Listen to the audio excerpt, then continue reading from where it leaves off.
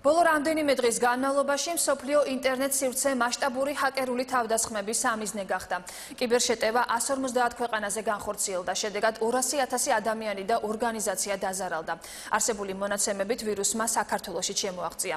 ჰაკერული თავდასხმების მიზანი თანხის გამოძალვა, ხშირ შემთხვევაში საიდუმლო ინფორმაციის მიღება და წინასაარჩევნო პერიოდში ამომრჩეველზე ზეგავლენის მოხდენაა, თუმცა ექსპერტები სხვა გაცილებით სახიფათო შედეგებსაც არ გამორიცხავენ იმ შემთხვევაში, თუ კი კიბერშეტევის მიზნე ბირთვული პოტენციალის მქონე სახელმწიფო იქნება.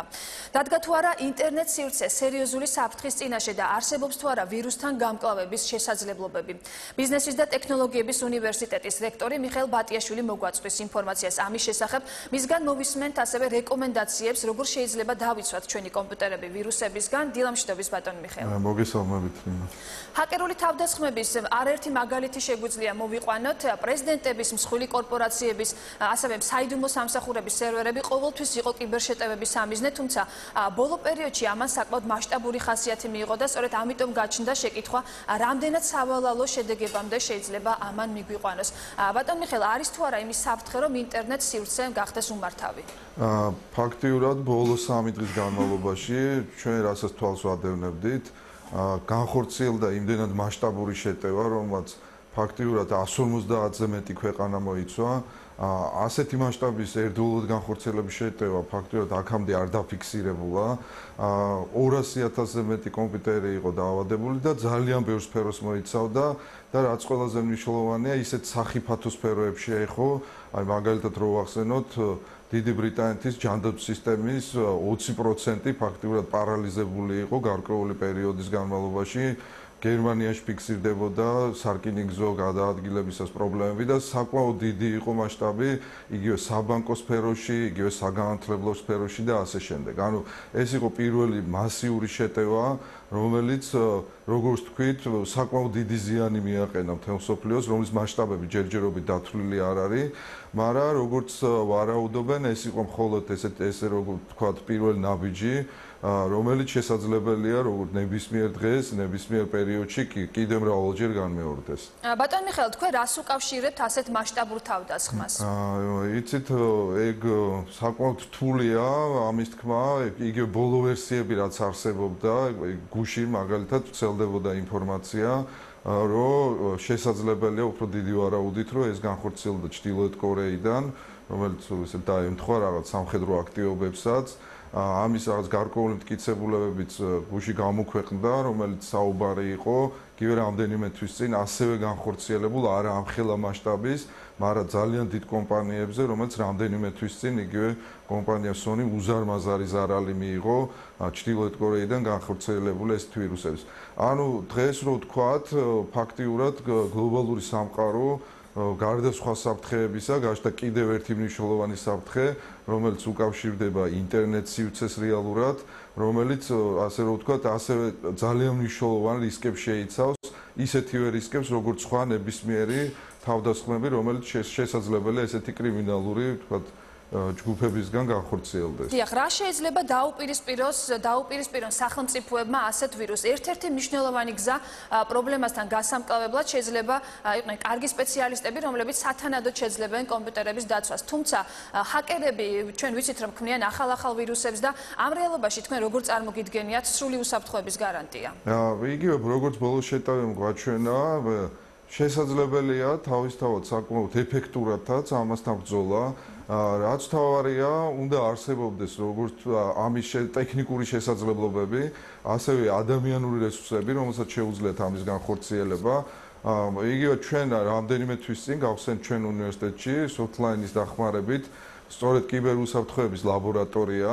დავიწყეთ ამ სპეციალისტების მომზადება. ამ ლაბორატორიაში კიდევ რაც ყველაზე მნიშვნელოვანია, ჩართული არიან ამერიკული, ისრაელის უზარმაზარი გლობალური კომპანიები.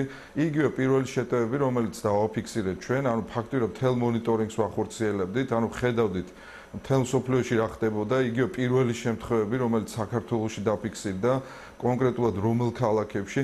პირველი ყველაზე მნიშვნელოვანი რაც არის, ეს არის მიიღო დროულად ინფორმაცია, რომელიც იგივე ჩვენი უნივერსიტეტის ლაბორატორიაში უკვე შესაძლებელია. მეორე ეს არის ძალიან მნიშვნელოვანი კომუნიკაცია ესეთ დიდ ორგანიზაციებთან, კომპანიებთან, რომელიც ასე რომ ვთქვათ, პირველ ხაზზე იმყოფებიან სწორედ ესეთი შეტევების დროს, იმიტომ რომ სწორედ მათგან ვიღებდით, იგივე ჩვენთან ერთად ამ პერიოდში სულ იმყოფებოდა ამერიკული უზარმაზარი კომპანია Symantec-ის წარმომადგენლები, იგივე უცხოელ ექსპერტებთან ერთად. თქვენ სემინარის ჩაატარეთ ამ თემაზე. აი პარალელურ რეჟიმში მუდმივ კონტროლზე ქონდა სიტუაცია, ანუ რა ხდებოდა როგორც საქართველოში, ისე გლობალურ სამყაროში. ანუ რეალურად ერთ-ერთი პირველი მნიშვნელოვანი ნაბიჯი ეს არის მიიღოს სწორად ინფორმაცია, დროულად ინფორმაცია, ასევე რეკომენდაციები, რომელიც უახლოეს საათებში გავავრცელეთ, თუ იგივე საქართველოში შესაძლებელია ამას ცოტა მეტი დიდი მასშტაბი მიეღო. ანუ ეს იგივე რეკომენდაციები, რომელიც ვიღებდით ფაქტობრივად ყოველწუთიერად რა უნდა განხორციელებულიყო ასეთ შემთხვევაში და რა თქმა უნდა კადრები, რაც თქვენ ახსენეთ და სწორედ აი ჩვენ უნივერსიტეტის ამ ლაბორატორიის ბაზაზე ვფიქრობთ, რომ მით უმეტეს როგორც გლობალური სამყაროების სამოსვლა ესეთი შეტევები გახშირდება, გვჭირდება რაც შეიძლება მეტი სპეციალისტები, რომელიც მზად იქნებიან ორგანიზაციების, კომპანიების დონეზე დაიცვან, იმიტომ რომ ეს ფაქტიურად შესაძლებელია შეეხოს თითოეულ მომხმარებელს, დაზიანდეს ნებისმიერი სფერო, რომელიც შეიძლება გამოიწვიოს საკმაოდ მნიშვნელოვანი ძვრები. დიახ, თქვენ აცხადებთ, რომ გაქვთ ლაბორატორია, რომელიც შესაბამისი ტექნიკით არის აღჭურვილი და გაქვთ შესაბამისი სპეციალისტები. რა ხდება მთლიანად სახელმწიფოში? სახელმწიფო სტრუქტურებს აქვთ თუ არა ასევე შესაბამისი ტექნიკა და ყავთ თუ არა პროფესიონალი სპეციალისტები, რომლებსაც შეუძლიათ რომ მოიგერიონ მსგავსი კიბერშეტევები? რა თქმა უნდა, ამ პერიოდის განმავლობაში, ამ დღეების განმავლობაში საკმაოდ მჭიდრო კომუნიკაცია ჰქონდა იგივე დიდი საკმაოდ საქართველოში დიდი კომპანიების წარმომადგენლებთან, რამდენიმე მათგანი ამ პერიოდში ჩვენ ლაბორატორიაში აკვირდებოდა სიტუაციას, ერთობლივად მუშაობდით ამ პრობლემაზე და რაც ყველაზე მნიშვნელოვანია, ძალიან ბევრ კომპანიაში შეგვიძლია ვთქვათ, ეს შეეხება იგივე საბანკო სფეროს, რომელიც მართლაც დაცულია ბოლო, ვთქვათ, ტექნიკური შესაძლებლობებით, იგივე პროგრამული უზრუნველყოფით, რომელიც გვარწმუნებს, რომ რეალურად დღეს იგივე ქართველი მომხმარებლები უნდა იყვნენ უსაფრთხო, თუმცა ეს არ გვაძლევს იგივე მოდუნების საშუალებას, იმიტომ რომ ეს ნებისმიერი საფრთხე შესაძლებელია, ვთქვათ, გაჩნდეს ნებისმიერ წუთას, რომელმაც, როგორც ვთქვით, საკმაოდ მნიშვნელოვანი ზარალი შეიძლება გამოიწვიოს. დიახ, სწორედ ეს არის საინტერესო ჩვენი მაყურებლისთვის, როგორ უნდა დავიცვათ კომპიუტერები ვირუსებისგან, რა პრევენციული ზომები შეიძლება მივიღოთ ამისთვის? იგივე როგორც ჩვენი ამერიკელი პარტნიორებისგან ვიღებდით ამ პერიოდში ყველაზე მნიშვნელოვან რეკომენდაციებს, პირველ რიგში თავისთავად ეს არის ლიცენზირებული პროგრამული უზრუნველყოფა, რომელიც მუდმივად განახლდება. იგივე ბოლო შეტევამაც აჩვენა, ანუ პროგრამული უზრუნველყოფა, რომელიც არის ლიცენზირებული და განახლებული, რეალურად ფაქტიურად საფრთხე არ შექმნია, ანუ ესეთ კომპიუტერის არც ერთი ფაქტი არ დაფიქსირებულა.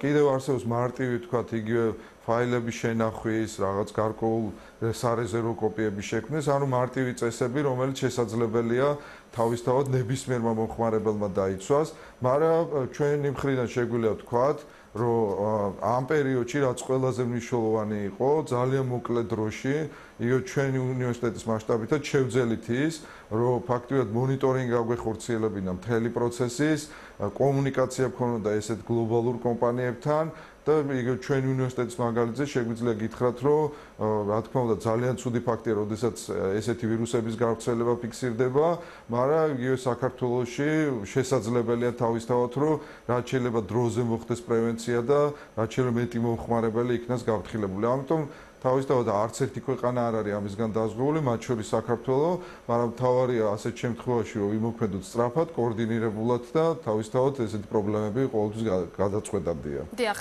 პრობლემის მასშტაბურობიდან გამომდინარე, თქვენი აზრით, არის თუ არა საჭირო ცალკე სტრუქტურის შექმნა სახელმწიფოში, რომელიც კონკრეტულად ამ მიმართულებით იმუშავებს? ალბათ ამას დრო გვაჩვენებს, ამ მიმართულებით სახელმწიფო საკმაოდ მნიშვნელოვან ნაბიჯებს დგავს.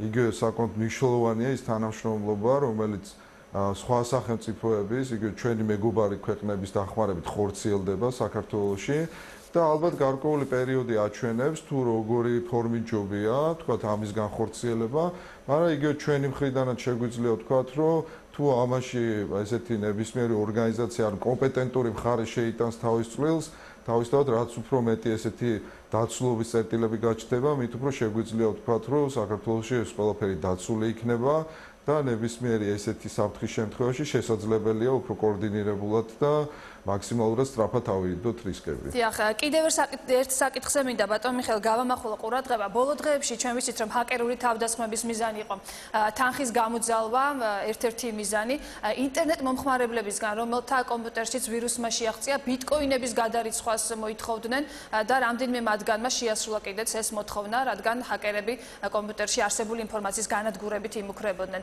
ჩვენ ბიტკოინებს ვუწოდებთ მომავლის ვალუტას, რომელიც რეალურად ინტერნეტ სივრცეში არსებობს და დაცულ სერვერებზე და თუ ეს სივრცე დაცული არ იქნება შესაბამისად და უსაფრთხო არ იქნება, თქვენი აზრით დგება თუ არა კითხვის ნიშნის ქვეშ თავად ამ ვალუტის მომავალიც?